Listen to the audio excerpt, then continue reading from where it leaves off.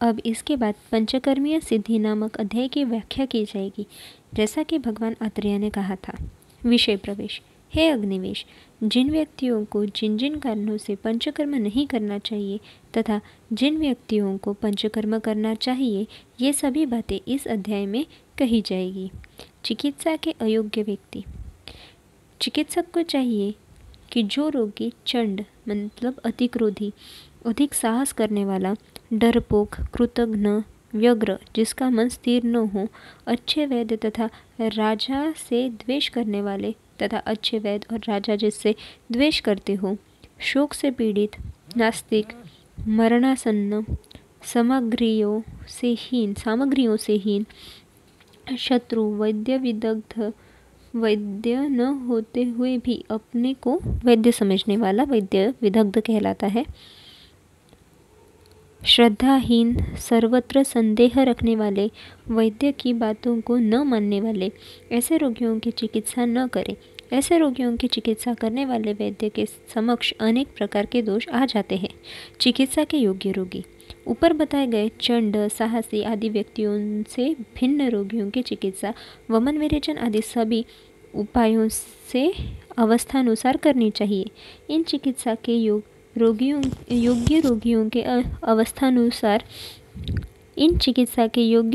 के अवस्थानुसार त्याज्य और कार्यहीन दो चिकित्साओं का वर्णन किया जा रहा है, अर्थात कौन चिकित्सा किस व्यक्ति के लिए कब और कैसे हितकर है तथा कब और क्यों उसका प्रयोग नहीं करना चाहिए, ये सारी बातें आगे बताई जा रही है। वमन के अयोग्य रोगी। पहले वमन के अयोग्य रोगी का वर्णन किया जा रहा है।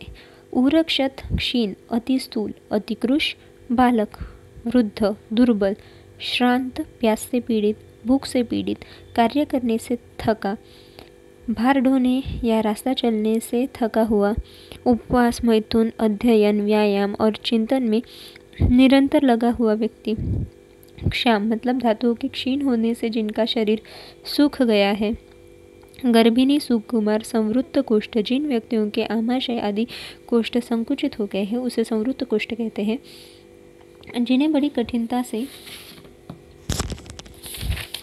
वमन होता है, ऊर्ध्व रक्त पित्त से पीड़ित होते हैं, निरंतर वमन से पीड़ित, ऊर्ध्व वात रोग से पीड़ित, निरूहन और अनुवासन बस्ती जिन्हें दी गई हो, हृदय रोग, उदावर्त, मूत्रघात, प्लीहा, गुल्म, उदर, अष्ठीला, स्वरभेद, तिमिर, शीरशूल, शंखक रोग, कर्णशूल और नेत्रशूल रोग से पीड़ित रोगियों को वमन नहीं करना चाहिए। इन रोगियों में वमन न करने का कारण। ऊर्शत रोग से पीड़ित रोगियों में फुफ्फुस में क्षत हुआ ही रहता है। वमन की औषधियों को पीने से पुनः वह क्षत अधिक बढ़ जाता है, फलस्वरूप रक्त अधिक मात्रा में प्रवृत्त होने लगेगा, अतः इन्हें वमन नहीं करना चाहिए। क्षीण, अतिस्थूल, कृश, बालक, वृद्ध, दुर्बल, ये व्यक्ति स्वभावतः दुर्बल होते हैं, औषधि के बल को सहने में सर्वथा असमर्थ होते हैं, इसलिए वमन की औषधियाँ इनके प्राण, बल या जीवन को नष्ट कर देती है। थके हुए, प्यास से पीड़ित, भूख से पीड़ित रोगियों में भी जीवनीय शक्ति अल्प हो जाती है। इन्हें भी यदि वमन द्रव्य पिलाया जाए तो उनकी शक्ति का विशेष रूप से ह्रास हो जाता है। अधिक कार्य करने से, भार ढोने से, रास्ता चलने से जो थके हुए हैं तथा उपवास, मैथुन, अध्ययन, व्यायाम और चिंतन में निरंतर लगे हुए व्यक्ति तथा क्षाम व्यक्तियों में वमन द्रव्यों को पिलाने से उनके शरीर के रुक्ष होने से वायु का कोप हो जाता है, रक्त अधिक निकलने लगता है तथा ऊरक्षत होने का भय रहता है। गर्भिणी स्त्रियों में वमन द्रव्यों का पान करने से गर्भ की व्याप्ति, आम गर्भ का भ्रंश होने से भयंकर रोगों की प्राप्ति हो जाती है। सुकुमार व्यक्तियों में वमन द्रव्यों का पान करने से उनके हृदय में आघात लग जाता है, अतः उनके ऊर्ध्व मार्ग यानी मुख, नासिका आदि से तथा अधो मार्ग यानी गुदा आदि से रक्त अधिक मात्रा में गिरने लगता है। संकुचित कोष्ठ वाले तथा जिन्हें वमन बड़ी कठिनता से होता है, उन्हें यदि वमन द्रव्य पिलाया जाए तो वमन निकलने के लिए उन्हें प्रवाहन करना पड़ता है। इससे दोष उत्क्लिष्ट होकर कोष्ठ के अंदर विसर्प, जकड़ाहट, जड़ता और मन में उद्वेग तथा मृत्यु भी कर देते हैं। ऊर्ध्वक रक्तपित्त से पीड़ित रोगियों में जब वमन द्रव्य पिलाया जाता है तो वमन द्रव्य उदान वायु को ऊपर की ओर ले जाकर प्राण को नष्ट कर देता है तथा रक्त को अधिक मात्रा में निकालने लगता है। ऊर्ध्ववात से पीड़ित रोगियों में आस्थापन तथा अनुवासन बस्ती देने के बाद यदि वमन द्रव्य पिलाए जाए तो वायु ऊपर की ओर अधिक मात्रा में हो जाती है। हृदय रोग से पीड़ित रोगियों में वमन द्रव्य पिलाने से हृदय की गति में रुकावट हो जाती है। उदावर्त रोग से पीड़ित रोगियों में वमन द्रव्य पिलाने से भयंकर उदावर्त रोग हो जाते हैं जिससे शीघ्र ही मृत्यु हो जाती है। मूत्रघात आदि रोगों से पीड़ित रोगियों में वमन द्रव्य पिलाने से तीव्रतर शूल की उत्पत्ति हो जाती है। तिमिर रोग से पीड़ित रोगियों में वमन करने से तिमिर रोग की अधिक वृद्धि हो जाती है। शीर्षशूल आदि रोगों से पीड़ित रोगियों में वमन द्रव्य पिलाने से शूल की अत्यधिक वृद्धि हो जाती है। इसलिए इन उपर्युक्त रोगों से पीड़ित रोगियों को वमन नहीं कराना चाहिए।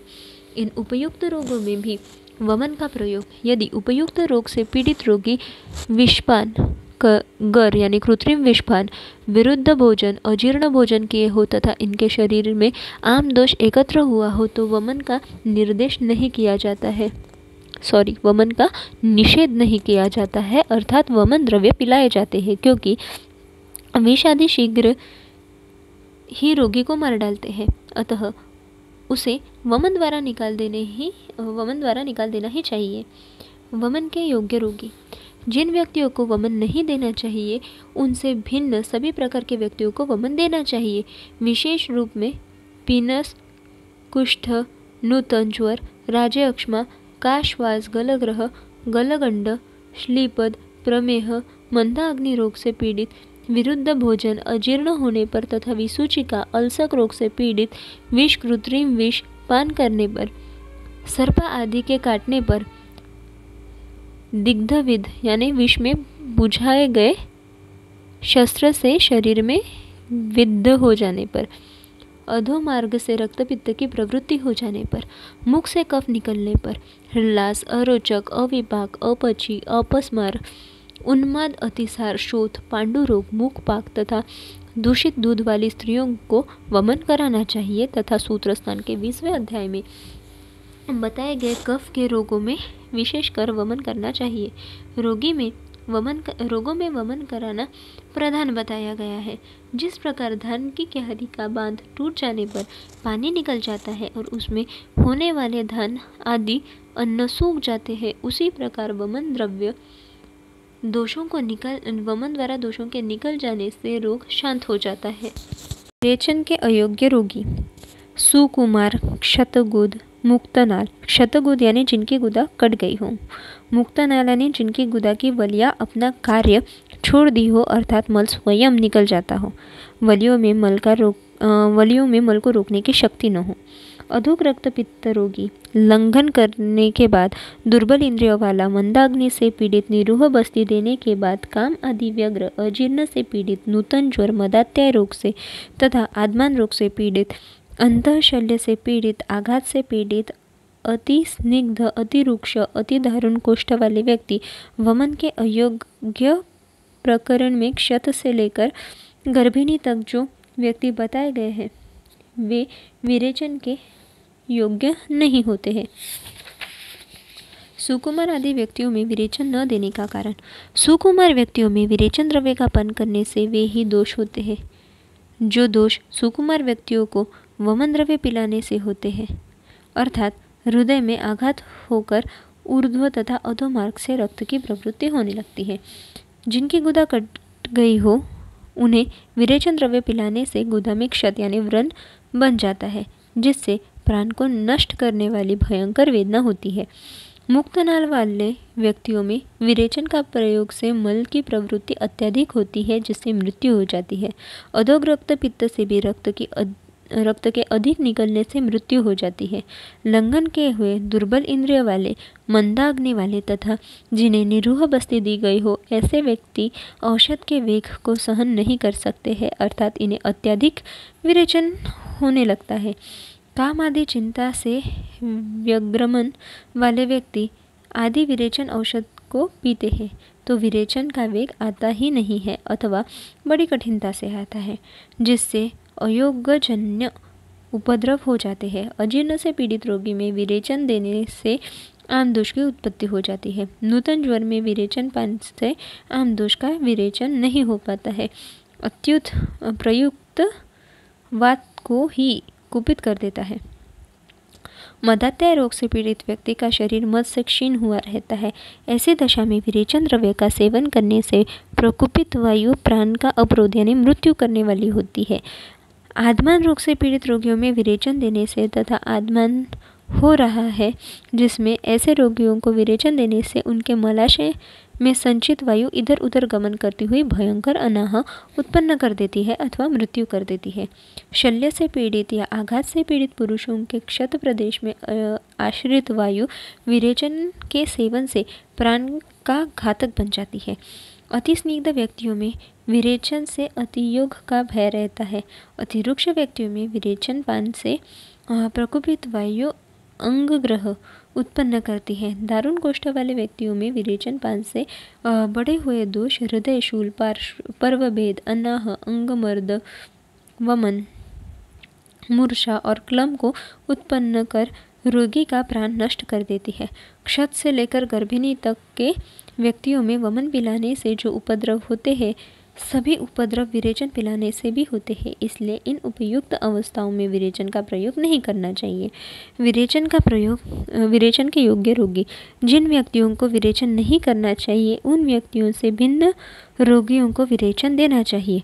विशेषकर कुष्ठ ज्वर प्रमेह ऊर्ध्व रक्तपित्त भगंदर उदर रोग अर्श भ्रद्न रोग प्लीहा रोग अर्बुद गलगंड ग्रंथि रोग विसूचिका अल्सर अल्सक मूत्रघात कृमिकोष्ठ विसर्प पांडु रोग शीरशूल पार्श्वशूल उदावर्त नेत्रमेजल मुख में दाह हृदय रोग व्यंग नीलिका नेत्र नासिका या मुख से स्त्राव होने पर हलीमक श्वासकास कामला अपची अपस्मार उन्माद वात रक्त योनि दोष शुक्र दोष तिमिर अरोचक अविभाग वमन शोथ उदर रोग विस्फोट रोग से पीड़ित व्यक्तियों में विरेचन देना चाहिए तथा सूत्रस्थान के 20वें महारोग अध्याय में बताए गए पित्तजन्य रोग में विरेचन देना चाहिए।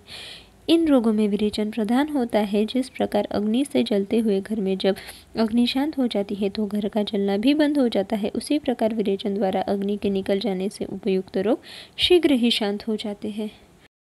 निरूह बस्ती के योग्य रोगी अजीर्ण रोग से पीड़ित रोगी अति स्निग्ध पीत स्नेह जो तत्काल स्नेह पिए हो।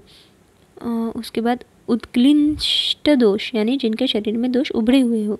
मंदाग्नि से ग्रस्त सवारी पर चलने से क्लांत अति दुर्बल भूख प्यास से जो पीड़ित हो थके हुए हो। अतिकृश हो या भुक्त भक्त यानी जो तत्काल भोजन किए हो। पीतोदक जो तत्काल जल पिए हो उन्हें वमन तथा विरेचन कराया गया हो। जो नस्य ले चुके हो क्रोधी हो डरपोक मतवाले मूर्छा से पीड़ित निरंतर वमन रोग से पीड़ित निष्ठीविका यानी बार बार थूकने की प्रवृत्ति श्वास कास हिक्का रोग से पीड़ित बद्धोदर छिद्रोदर जलोदर रोग से पीड़ित तथा आदमान अल्सक विसूचिका आमदोष से पीड़ित सूतिका अमातिसार मधुमेह और कुष्ठ रोग से पीड़ित व्यक्तियों में निरूह बस्ती का प्रयोग नहीं करना चाहिए। इन व्यक्तियों में निरूह बस्ती न देने का कारण अजीर्ण से पीड़ित अति स्निग्ध पीत स्नेह व्यक्तियों में निरूह बस्ती से दुष्योदर मूर्छा व शोथ रोग हो जाता है। उत्क्लिष्ट दोष और मंदा अग्नि वाले व्यक्तियों में निरूह बस्ती देने से तीव्र अरोचक हो जाता है। सवारी पर चलने से थके हुए व्यक्तियों को निरूह बस्ती देने से क्षोभ से दूषित बस्ती शीघ्र शरीर को सुखा डालती है।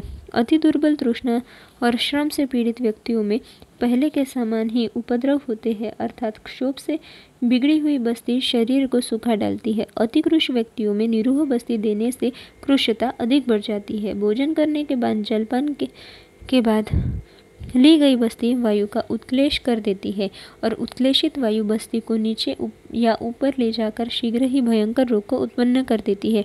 वमन और विरेचन के बाद निरूह बस्ती देने से वृक्ष शरीर में कटे हुए स्थान में क्षार लगाने की तरह दाह उत्पन्न हो जाता है। नस्य कर्म करने के बाद निरूह बस्ती देने से अत्यधिक अवरुद्ध स्रोतों वाले व्यक्तियों की इंद्रियों का विभ्रंश हो जाता है अर्थात इंद्रियां अपने कार्य ठीक ठीक नहीं करती है। क्रोधी डरपोक व्यक्तियों में निरूह बस्ती देने से बस्ती के द्रव्य ऊपर की ओर चले जाते हैं, अर्थात वमन द्वारा मुख से निकलने लगते हैं। उन्माद और मूर्छा रोग से पीड़ित व्यक्तियों में निरूह देने से ध्यान के विचलित होने से, मन का उपघात हो जाने से, अर्थात व्यक्ति पागल हो जाता है। निरंतर वमन रोग से पीड़ित मनुष्य तथा निष्ठीविका, श्वासकास और हिक्का रोग से पीड़ित व्यक्तियों में दी गई निरूह बस्ती द्रव्यों को ऊपर कर देती है तथा ऊपर की हुई वायु बस्ती में प्रयुक्त द्रव्यों को ऊपर ले जाती है और वमन द्वारा बाहर निकाल देती है। बद्धोदर, छिद्रोदर, जलोदर और आत्मान रोग से पीड़ित व्यक्तियों में दी गई निरूह बस्ती तीव्र आत्मान उत्पन्न कर प्राण को नष्ट कर देती है। अल्सक, विसूचिका, आमदोष, प्रजाता मतलब सूतिका रोग, आमातिसा रोग से पीड़ित व्यक्तियों में निरूह बस्ती देने से आमदोष की वृद्धि हो जाती है। मधुमेह, कुष्ठ रोग से पीड़ित व्यक्तियों में निरूह बस्ती देने से पुनः इन रोगों की वृद्धि हो जाती है। इसलिए इन उपयुक्त रोगों में पीड़ित व्यक्तियों में निरूह बस्ती नहीं देनी चाहिए। निरूह बस्ती के योग्य रोगी। जिन व्यक्तियों को निरूह बस्ती नहीं देनी चाहिए उनसे भिन्न सभी व्यक्तियों में निरूह बस्ती देनी चाहिए। विशेषकर सर्वांगवात, एकांगवात, उदर रोग, वात, मल मूत्र, शुक्र का अवरोध होने पर, बल, वर्ण, मांस और अभिताप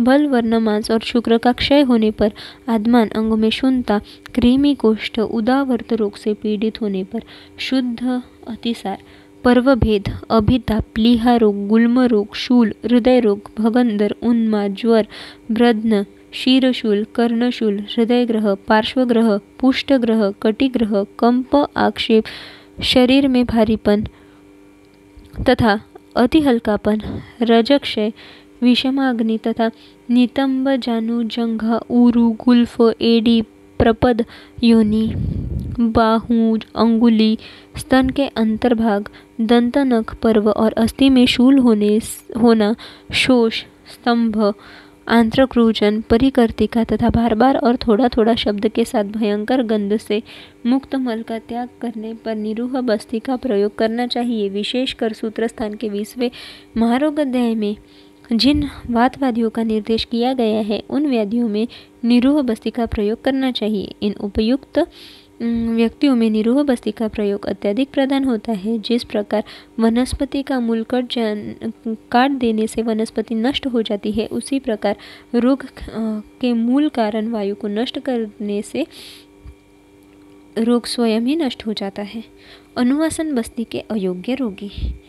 जिन व्यक्तियों को निरूह बस्ती नहीं देनी चाहिए उन्हीं व्यक्तियों को अनुवासन बस्ती भी नहीं देनी चाहिए। विशेषकर जो व्यक्ति भोजन न किए हो उन्हें तथा नवज्वर, पांडु रोग, कामला, प्रमेह, अर्श, प्रतिशाय, अरोचक रोग से पीड़ित हो, जो व्यक्ति मंदाग्नि रोग से पीड़ित हो, दुर्बल हो, प्लिया रोग तथा कफजन्य उदर रोग से पीड़ित हो, उरुस्तंभ, वर्चोभेद, अतिसार, विष तथा कृत्रिम विष जो व्यक्ति पी चुके हो, पित्तज अभिषंद तथा कफज अभिषंद रोग से पीड़ित हो, जिनका कोष्ठ भारी हो तथा जो व्यक्ति श्लीपद, गलगंड, अपची रोग से पीड़ित हो तथा जिनके उदर में कृमि उत्पन्न हो गई हो, उन्हें अनुवासन बस्ती नहीं देनी चाहिए। इन उपयुक्त व्यक्तियों में अनुवासन बस्ती न देने के कारण जिन व्यक्तियों ने भोजन न किया हो, ऐसे व्यक्तियों में स्रोतों के मार्ग का आवरण न होने से स्नेह ऊपर की ओर अधिक मात्रा में चला जाता है। नवज्वर, पांडु रोग, कामला तथा प्रमेह से पीड़ित रोगियों में अनुवासन बस्ती दोषों को उभाड़ कर उदर रोग को उत्पन्न कर देती है। अर्श रोग से पीड़ित रोगियों में अनुवासन बस्ती देने से अर्श के अंकुर को गीला कर आत्मान उत्पन्न कर देती है। अरोचक रोग से पीड़ित व्यक्तियों में अनुवासन बस्ती देने से अन्न खाने की इच्छा को नष्ट कर देती है। मंदाग्नि और दुर्बल व्यक्तियों में प्रयुक्त अनुवासन बस्ती अग्नि को अधिक रूप से मंद कर देती है। प्रतिशय, प्लीहा आदि रोग से पीड़ित व्यक्तियों में पहले ही अधिक दोष उभरे रहते हैं, उनको बस्ती प्रयोग से और अधिक दोष बढ़ जाते हैं। इसलिए उपयुक्त रोगों से पीड़ित रोगियों में अनुवासन का उपयोग नहीं करना चाहिए। अभी अनुवासन बस्ती के योग्य। जिन व्यक्तियों को निरूह बस्ती दी जाती है उन्हीं व्यक्तियों को अनुवासन भी देनी चाहिए। विशेष रूप से रुक्ष शरीर वाले, तीक्ष्ण जठर अग्नि वाले तथा केवल वात रोग से जो व्यक्ति पीड़ित है उन्हें अनुवासन बस्ती देनी चाहिए। इन उपयुक्त रोगों में अनुवासन बस्ती प्रधान मानी गई है। जिस प्रकार वृक्ष के मूल में जल डाला जाता है और वह वृक्ष हरे भरे पत्तों वाले हो जाते हैं, उसी प्रकार अनुवासन बस्ती से धातुएं बलिष्ठ हो जाती है। शिरोविरेचन यानी नस्य के अयोग्य, अजीर्ण से पीड़ित तत्काल भोजन किए हुए, स्नेह मध्य जल पिए हुए तथा स्नेह मध्य जल पीने की इच्छा रखने वाले, सिर के स्नान किए हुए, सिर से स्नान करने की इच्छा रखने वाले, भूख प्यास श्रम से पीड़ित, मत वाले, मूर्छित, किसी शस्त्र या डंडे से आहत, मैथुन व्यायाम और मद्य पीने से थके हुए व्यक्ति को नस्य नहीं देना चाहिए तथा नूतन ज्वर से शोक से पीड़ित व्यक्ति, विरेचन अनुवासन बस्ती जिन्हें दी गई हो, ऐसे व्यक्ति, गर्भिणी और नूतन प्रतिशय से पीड़ित व्यक्तियों को नस्य नहीं देना चाहिए तथा बिना समय और दुर्दिन में नस्य का प्रयोग नहीं करना चाहिए। इन उपयुक्त व्यक्तियों में शिरोविरेचन न देने के कारण अजीर्ण से पीड़ित और भोजन किए हुए व्यक्तियों में नस्य के प्रयोग से दोष ऊर्ध्ववह स्रोतों को आच्छादित कर का श्वास वमन व प्रतिशय रोग को उत्पन्न करते हैं। जिसने स्नेह मध्य जलपान पी लिया है अथवा पीने की इच्छा रखता है, उन्हें यदि शिरोविरेचन दिया जाए, नस्य के बाद स्नेह आदि पीने वाले व्यक्तियों में मुख व नासिका के स्त्राव, नेत्र में कीचड़ की वृद्धि, तिमिर व भयंकर शिरोरोग उत्पन्न हो जाता है। शीर से स्नान किए हुए व्यक्ति को शिरोविरेचन देने से तथा शिरोविरेचन के बाद सिर से स्नान करने वाले व्यक्तियों को प्रतिशय हो जाता है। भूख से पीड़ित व्यक्तियों को नस्य देने से वात का प्रकोप, तृष्णा से पीड़ित व्यक्तियों को नस्य देने से प्यास की वृद्धि व मुखशोष, श्रम से पीड़ित मत वाले व मूर्छित व्यक्तियों में नस्य का प्रयोग से वे रोग होते हैं जो दोष इन्हें निरूह बस्ती देने से होते हैं, अर्थात ज्ञान शक्ति के नष्ट होने पर मानसिक विकार हो जाते हैं। शस्त्र तथा डंडे आदि के आघात से पीड़ित व्यक्तियों को नस्य लेने से अत्यधिक वेदना होने लगती है।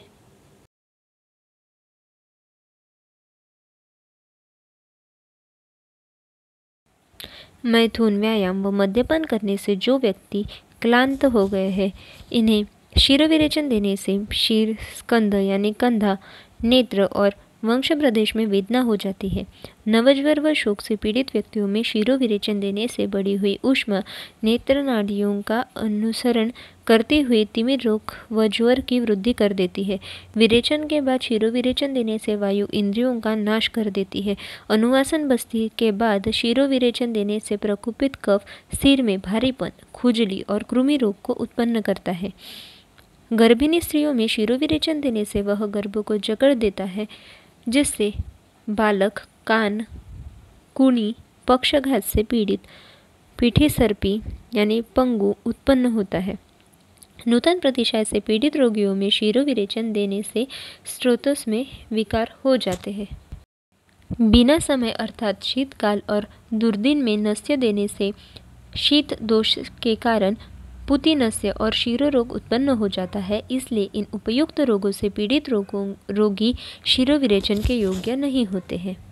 शिरोविरेचन के योग्य रोगी जिन व्यक्तियों की नस्य लेना ही उचित नहीं है, उन व्यक्तियों के अतिरिक्त सभी नस्य लेने योग्य होते हैं। यानी जिन व्यक्तियों की नस्य लेना ही उचित नहीं है, उन व्यक्तियों के अतिरिक्त सभी लोग नस्य लेने योग्य होते हैं। विशेषकर शिरोरोग, दंतरोग, मन्यास्तंभ, गलग्रह, हनुग्रह, पीनस, गलशुंडिका, कंठशालुक, शुक्र रोग, तिमिर रोग, वर्त्म रोग, व्यंग, उपजीविका, अर्धावभेद, ग्रीवा, कंधा, अंश, मुख, नासिका, कान, नेत्र, शीर कपाल के रोग, शिरोरोग, आर्दित, अपतंत्रक, अपतानक, गलगंड, दंतशूल, दंतचाल, नेत्र में राजी के उत्पन्न होने पर अर्बुद, सरभेद, वाग्ग्रह यानी वाणी की रुकावट, गदगद वाक्य, क्रथन आदि तथा ऊर्ध्वजत्रु के वात रोगों में शिरोविरेचन यानी नस्य का प्रयोग करना चाहिए। इन उपयुक्त रोगों में शिरोविरेचन क्रिया की प्रधानता होती है। ये नस्य उत्तमांग यानी शीर में प्रविष्ट होकर शीर प्रदेश में रोग को उत्पन्न करने वाले रोगों को इस प्रकार दूर कर देते हैं जिस प्रकार मूंज से सिंक को बाहर निकाल दिया जाता है। नस्य देने का काल सामान्यतः प्रावृट्ट शरद व वसंत ऋतु में नस्य का प्रयोग करना चाहिए। यदि अत्यंत आवश्यक नस्य करना हो तो हेमंत, ग्रीष्म, वर्षा ऋतु में भी नस्य का प्रभाव को कृत्रिम गुणों द्वारा बदल कर दिया जा सकता है। और इन ऋतुओं में ग्रीष्म ऋतु में प्रातःकाल शीत मतलब हेमंत में मध्यकाल में और वर्षा ऋतु में दुर्दिन यानी अकाल में यानी बादल आदि न हो उस दिन नस्य देना चाहिए। तात्पर्य यह है कि साधारण ऋतुओं में ही नस्य दिया जाता है। ग्रीष्म के दिनों में शीतल स्थानों में, हेमंत में उष्ण स्थानों में नस्य देना चाहिए अथवा जल आदि के फुहारे के साथ शीतल बनाकर गर्मी के दिनों में तथा अग्नि का प्रदान कर हेमंत ऋतु में नस्य देना चाहिए। अध्याय का उपसंहार। इस प्रकार पंचकर्म का विस्तार से यहाँ इस अध्याय में वर्णन किया गया है। जिन व्यक्तियों को जिस कारण से जो कर्म हितकर नहीं है और जिन व्यक्तियों के लिए हितकर कर्म है वह सभी इस अध्याय में बताए गए हैं। जो कुछ इस अध्याय में अथवा ग्रंथ में बताया गया है उस विषय में बुद्धिमान व्यक्तियों के लिए उचित है कि उसकी इयता यानी इतनी ही है यह न समझ ले, किंतु बुद्धिमान वैद्य को अपनी बुद्धि के अनुसार विचार कर इन औषधियों का प्रयोग करना चाहिए, क्योंकि देश काल तथा बल के अनुसार ऐसी भी अवस्थाएं होती है जिनमें वर्जित कर्म करना पड़ता है और विहित कर्म भी छोड़ना पड़ता है। जैसे सामान्यतः हृदय रोग, गुल्म रोग में वमन नहीं करना चाहता, किंतु इन रोगों से चिकित्सा प्रकरण में अवस्थानुसार वमन का विधान बताया गया है। तथा सामान्यतः कुष्ठ रोग से पीड़ित व्यक्तियों में बस्ती कर्म नहीं किया जाता है, किंतु कुष्ठ चिकित्सा प्रकरण में अवस्था के अनुसार कुष्ठ से पीड़ित रोगियों में निरूह बस्ती का विधान बतलाया गया है। इसलिए शास्त्र में निर्देश होने पर भी बुद्धिमान चिकित्सक को अपनी बुद्धि से तर्क वितर्क करके औषधियों का प्रयोग करना चाहिए। जो चिकित्सक बिना तर्क वितर्क के चिकित्सा करता है उसे सफलता भी मिल जाती है तो उसे दैविक सिद्धि समझनी चाहिए। किसी ने बताया भी है, वैद्यस्त कर्तविहीनो नृपतिर दाता निरक्षो मंत्री प्रघुणिक शिवासी मस्तक। अर्थात वैद्य तर्क वितर्क से हीन हो, राजा दीन न हो, मंत्री पढ़ा न हो, अतिथि बहुत दिनों तक घर में निवास करने वाला हो, ये चारों मस्तक के शूल होते हैं। अतः चिकित्सा में वैद्य को तर्क वितर्क के द्वारा औषधियों का प्रयोग करना चाहिए। इस प्रकार प्राप्त न होने पर दृढ़बल द्वारा संपूरित चरक द्वारा प्रतिसंस्कृत अग्निवेश तंत्र के सिद्धि स्थान में पंचकर्मीय सिद्धि नामक दूसरा अध्याय समाप्त हुआ। धन्यवाद।